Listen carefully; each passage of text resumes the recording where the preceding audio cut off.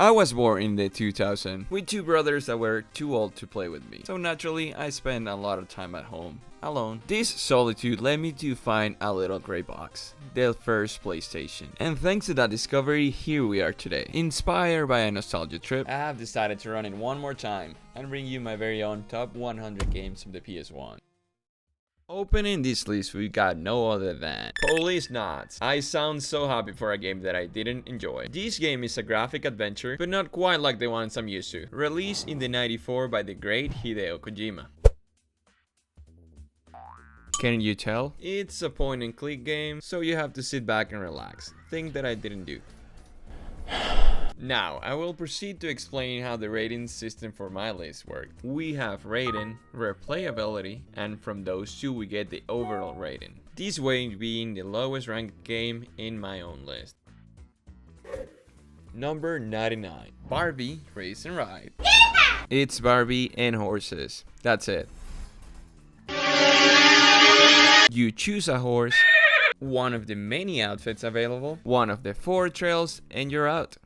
I got the horses in the bag. The game is pretty much a nutting horse cinematic, and at times reminds me of Dora the Explorer. What are they saying?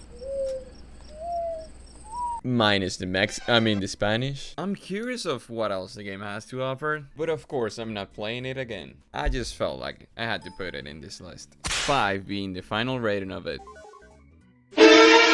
Number 98. South Park. First ever release game for the show, where you have to protect the town from several threats, in this case mutant turkeys. Animal violence is not the only highlight, since you also get to explore the whole 3D model of the city, which is something that if you're a fan of the show, you will greatly appreciate, especially in the time this was released. The game is fun, but there's not a lot to it. Even though I enjoyed this game a lot as a kid, today I'm giving it a 5.1.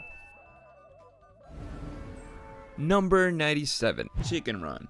It's a game based on the events of the movie that tells the story of a band of farm chickens planning an escape in order not to become the latest Big Mac. Fair to say that I never watched this movie because I was scared of chicken with teeth. It is a very fun game. A lot of puzzles and stealth-based adventure that make this game a rather fun experience. Now with that said, I'm not ever finishing this game unless this is my girlfriend's favorite movie. 5.1. Number 96. The First Dynasty Warriors. Revisiting this title hurt me. It physically hurts me. Reason being, this is one of my favorite series. The game initial cast already counts with a lot of beloved characters, even though they don't look so great. As much as I love this franchise, this is easily the worst fighter in the list. I don't know how to describe it, but maybe the best way to define it is clunky. I do remember playing this game countless hours, which is why I'm kinda surprised it's so at the bottom. This franchise does have a special place in my heart, and that is why I will make a whole series review. 5.2. Number 95. Monster Rancher. This game was just a Pokemon for the PlayStation. Main difference is you raise and breed these monsters so they can make money for you. Oh. It does have an unconventional combat system, making fights a hit or miss. That will depend highly on the loyalty level that your monster has towards you. Work, train, and go to tournaments is pretty much all you can do in this first Monster Rancher. I lost nearly 10 matches, which really put me in a bad mood while ranking this game. I wish I enjoyed more with this game, but I didn't. Final rating 5.25, and I hope to play the second one soon.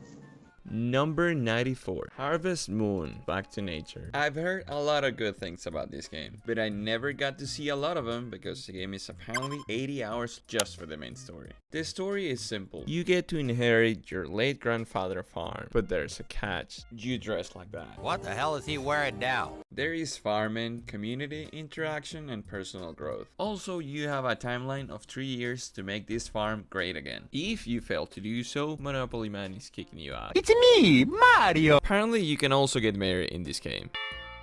Thing that I never did because I'm scared of compromise. Why is he still wearing a hat to his own wedding? I wasn't able to give Harvest Moon the time and energy that it deserves. So for this occasion, it's getting a 5.5.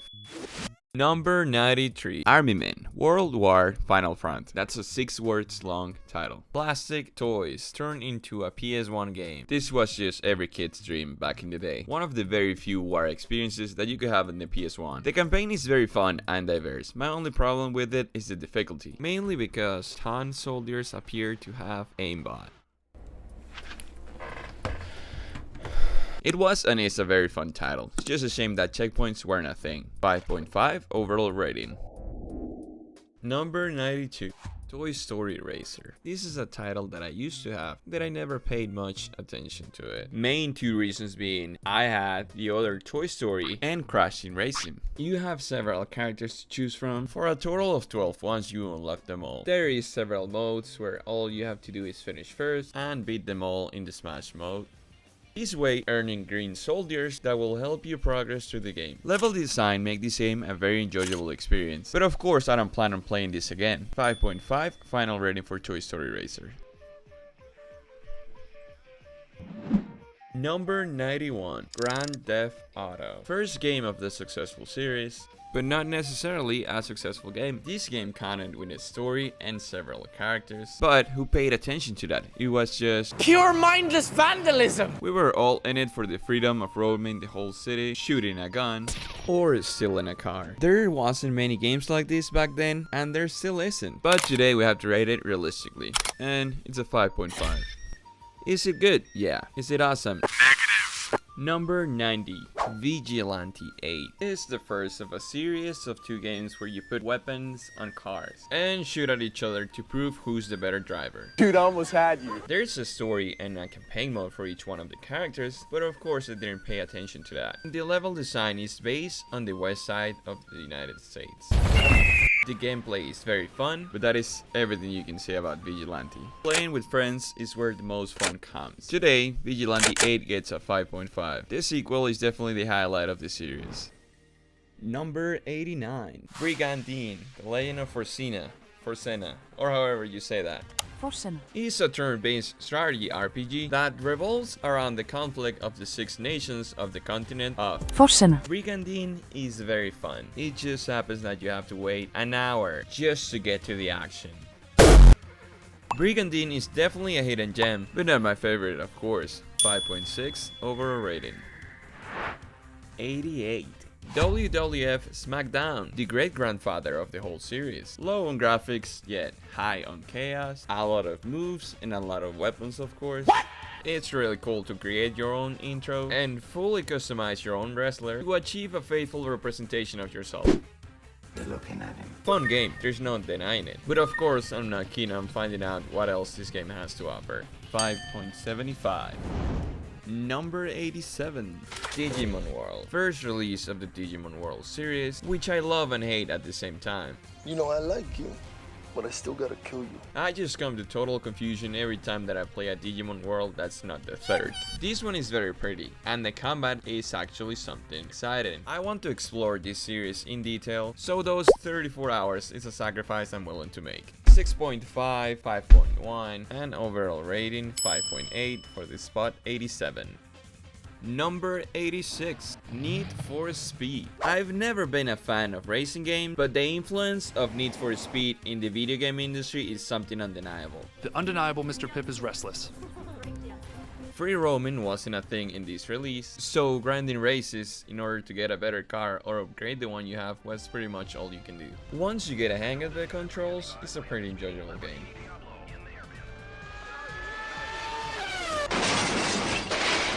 Police brutality! Police brutality! For the rating gets a 7, 5 for replayability, this way being the first 6 in the list. Number 85. Dragon Ball Final Bout. A lot of people hate on this game, but I'm not gonna be one of them. Yes, it's simple and awkward, but in this game you were able to do an 8-man tournament with your friends. Once again, it's one of those fighters where they don't explain the moves, you have to figure them out on your own. It's not great, but it was okay for the time, and the nostalgia factor hits hard. Dragon Ball Final Bout gets a 6. Number 84. The Game Award to the hardest tutorial goes to The First Driver. Yeah, that was not a joke. Timer now. Damn it, I can't get past this first stage. But once you get past it, you can appreciate the game for what it is. A GTA where you cannot get out of the car. The free roaming aspect of it was very delightful, even though there wasn't much to do. And you also get to play as this cutie. Hello there. Overall, a good game and a pioneer of its genre. Driver earns undeservedly 6.1.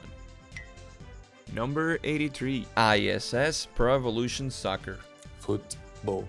I played several Pro Evolutions, but never the first one, and that is why I decided to play the very first edition of it. Very fast-paced, very fun. I have nothing bad to say about a game that came out in the 98. Makes me wonder when did the whole PES versus FIFA debate started. But that's all I've got to say for now about the first Pro Evolution Soccer. I'm rating this game as 6.6. I'm intrigued, so replayability is a 6 as well, for a final rating of 6.3.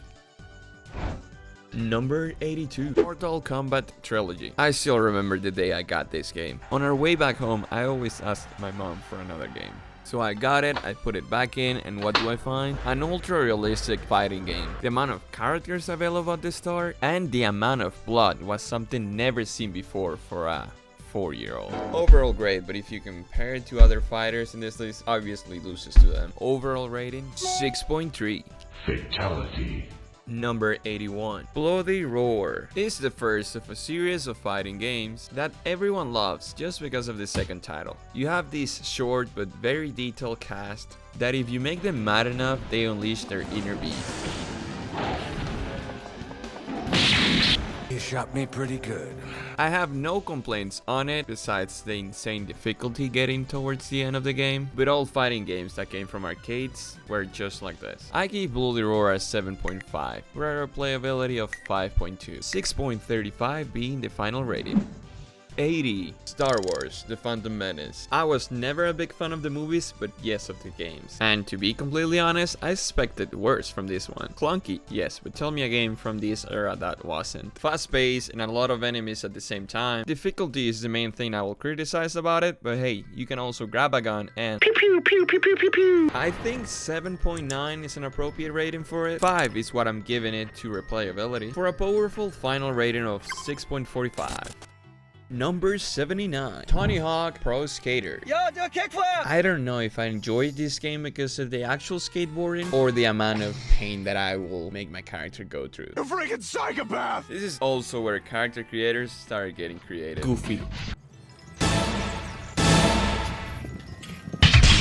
And just because of that, Tony Hawk gets a 7 in rating, a 6 in replayability because I'm no skater boy myself. Coward. For a final rating of 6.5. Number 78, the first Taken. Taken is the name of the tournament and it also means Iron Fist. A lot of good things when it comes to this first game. For example, it had a Space Invader minigame for a loading screen, but that's not what the game is about, obviously. Original cast and the original sprites really took me back. I chose Law because it's the only one I knew how to play it back in the first one. With the help of his kicks, I opened my way through the opposition. The scenery was very pretty, let me tell you. Until I met the final battle boss, Heihachi. Just like the first Bloody Roar final boss, impossible to beat. And since I wasn't able to beat him by try number 17, I've watched his ending on YouTube. I gave this first Taken a 7. 6 for replayability is fair, so just like the last one, 6.5 being its final rating. Number 77, Digimon World 2. We talked about the first one 10 games ago, and just like I told you, this one has nothing to do with that one. Yes, aesthetically at first looks similar, the combat experience is even better now, but the world building and the exploration is where I'm lost at this one. It almost feels like every Digimon world is made by different people. 6.5 because it was okay. Replayability gets a 6.5 as well, and not very far ahead from the first one. 6.5 is the final rating for DW2. Number 76, Legacy of Kain, Blood Omen. Very appealing art style that reminds you of Diablo. The combat aspect of it is nothing of awesomeness. Very easy to get lost because they don't tell you about anything. Friend of mine highly recommended Legacy of Kain, which I did with very high expectations, but he was talking about other Legacy of Kain. I'm giving Blood Omen a 7. 5 on replayability, ending with a 6.5 for a final rating. I'm intrigued by the story of it, so I'm definitely reviewing the whole series. And for the exact half of this video we got Tenchu, the Ninja. From my memory, I thought this game will be easily inside the top 20, but somehow I was lost with the controls and with what to do, or even figuring out the map. Sure, the combat and hitting backflips, it's very fun, but the game did age in a very regular manner. The grappling hook was and is still great, I'm not even gonna deny that. I got beat a couple times so my ninja ego is hurt. I think I'd make a really good ninja. should tend to be ranked higher, maybe if you asked me in 2006. It gets a 7 for rating, 6 for replayability, 6.5 being the best of all the 6.5s. Number 74, Marvel vs. Capcom, Clash of Superheroes. Easily your favorite title if you were a fan of the arcades. So pretty and so seamless at the same time, brought back memories of spending the whole day in the arcade bar. Needless to say, it has a great cast of heroes and side characters. What did you say? Who's your favorite? Go outside, nerd. Anyways, I enjoyed this like a little kid and made me realize how much I need an arcade machine in my room.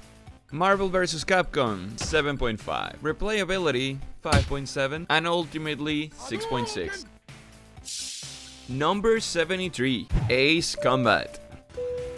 I remember having several of these games. Airplanes was something that never excited me, but for this list, I decided to give it another shot. It's a very simple but entertaining gameplay, to be honest. You launch missiles at other jets and get paid for it. It's almost like you're a hitman, but one that's a pilot. I really had fun with this one and was surprised for the best. Ace Combat gets an 8 for rating. Goes down in replayability because planes is not my thing, so 5.1 for a final rating of 6.6. Meow. Number 72, Mortal Kombat 3. We talked about Trilogy 10 games ago and there's not much difference with that one. Even though this one is older, it looks way more appealing to me for some reason. The concept is pretty much the same and somehow I enjoyed more the combat in this one. So I'm not gonna get too deep with it. On rating, MK3 gets a 7.2. 6.2 for replayability. This way finally getting a 6.7. Number 71, Triple Play. Triple Play is probably the first ever sports game that I've owned. Fair to say that good memories were made with this one. So I chose the Indians and went back at it one more time. And for 24 years of age, this game has held very well. Pitching is fun, and so is fielding. Line drive to center field. On top of that, batting feels so satisfying as well. Especially when you hit a homer.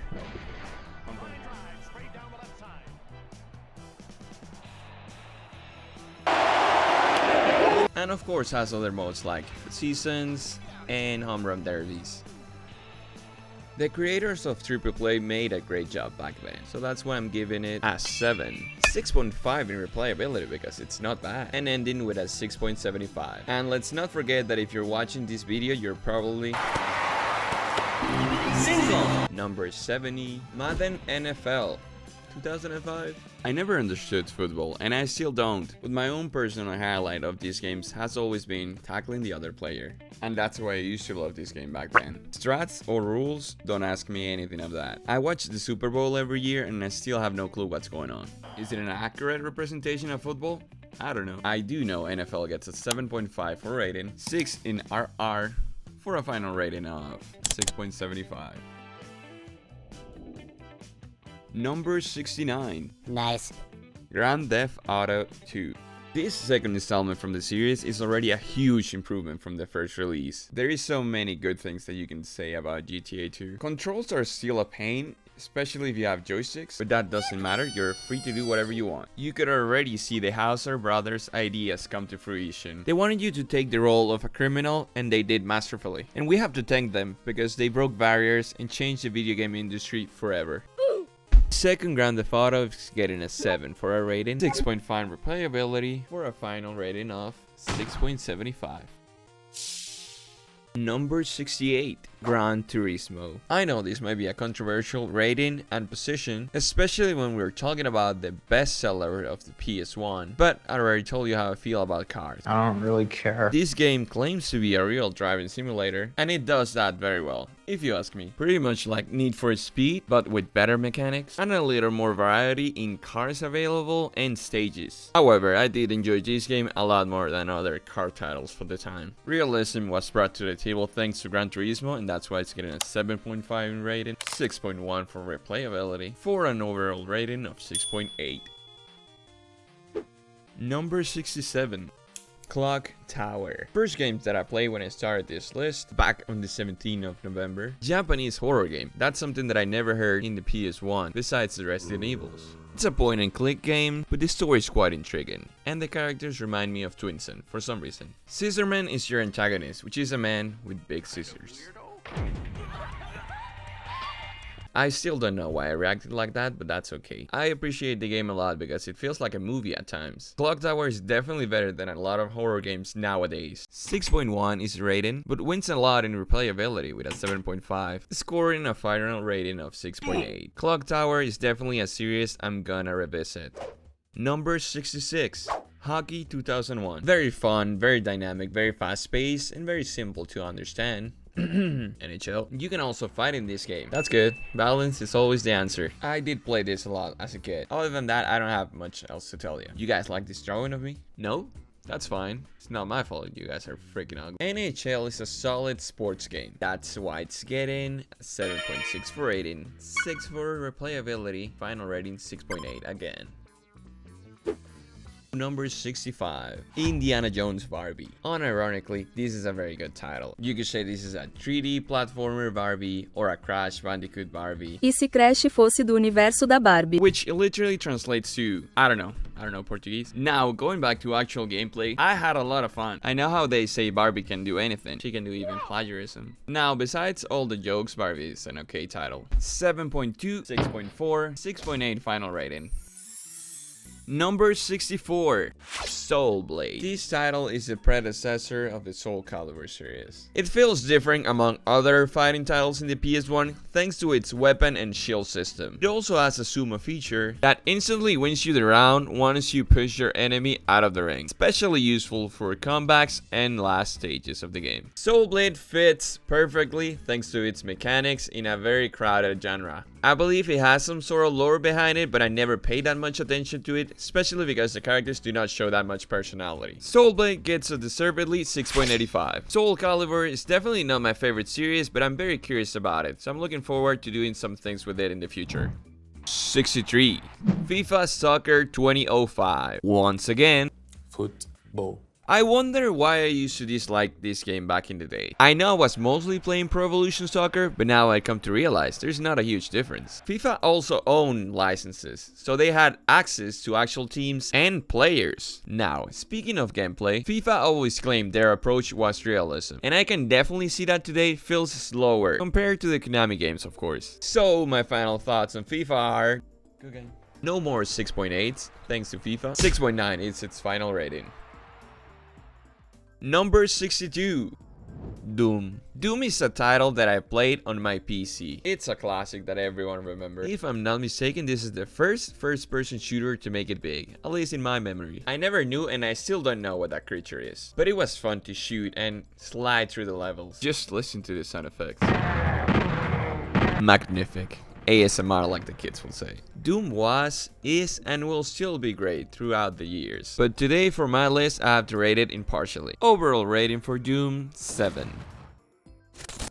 Number 61, Mortal Kombat 4. Yeah, Mortal Kombat for the third time. It doesn't come in vain though. We can see improvements to playable characters. Even though the idea is still the same, you can appreciate the upgrade they had in those 2 years. Oh, and I was finally able to pull some combos. Scorpion is so fun to play. Probably the best Mortal Kombat if only PS1 we're speaking of. If we're talking about the best Mortal Kombat of all platforms, that's an easy answer. And I'll fight anyone about it. Mortal Kombat 4 is an easy 7 for me.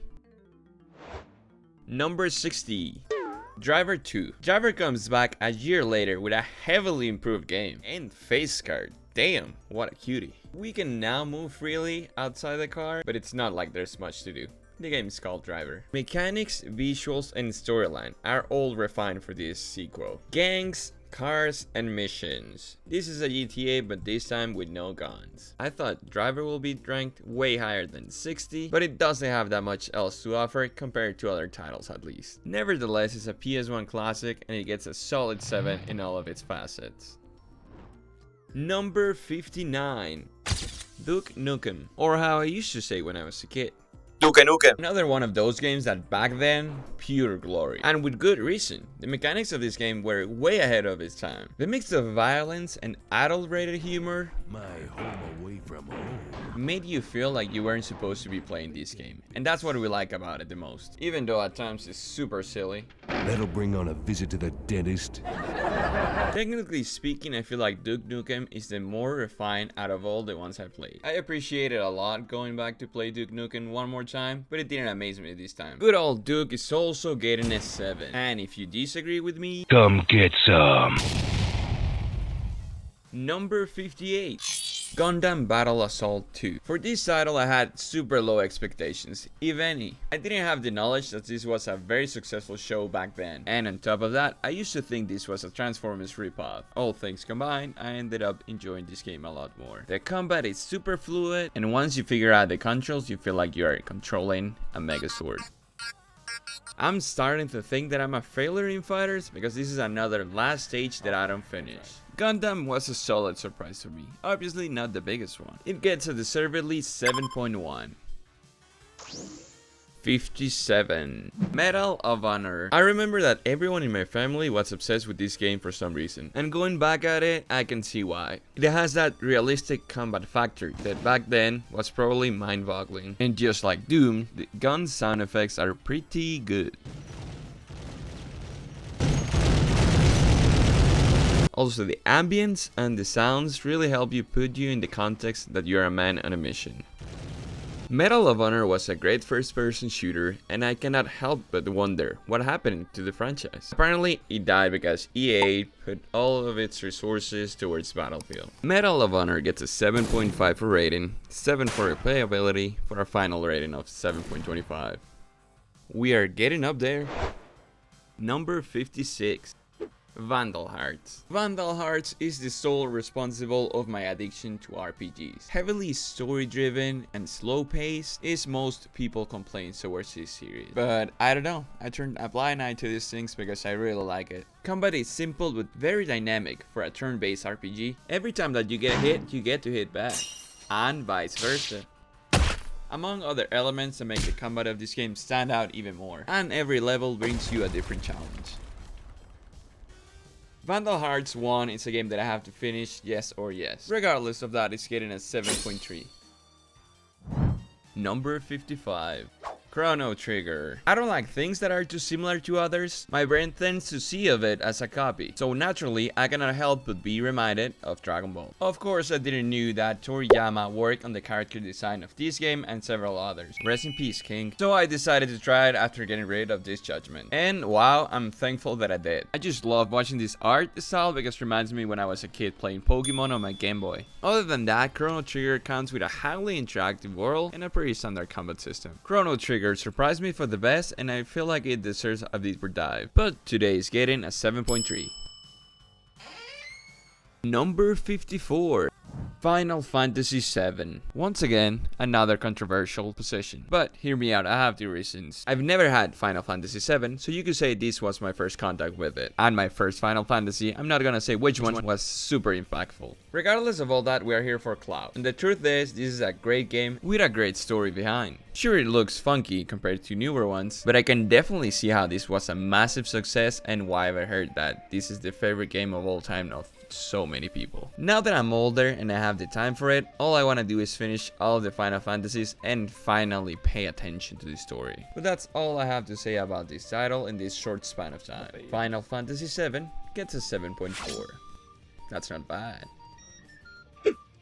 Number 53. Tenchu 2. The game with the second worst tutorial of this list. Tenchu is all you wanted to be when you were a kid. The shurikens, the stealth, the backflips, and let's not forget the grappling hook. If there's something Tenchu excels at, it's definitely at being clunky. But that's something that you notice today, not 25 years ago.